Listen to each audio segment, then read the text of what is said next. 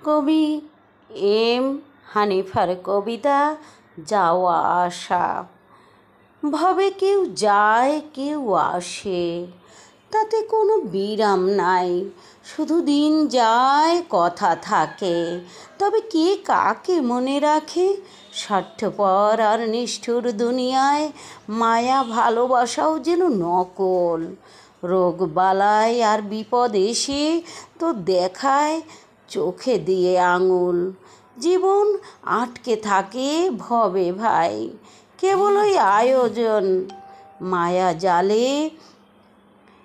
সুখের দেখা মেলে না শত চেষ্টায়, না থাকলে এই কপালে।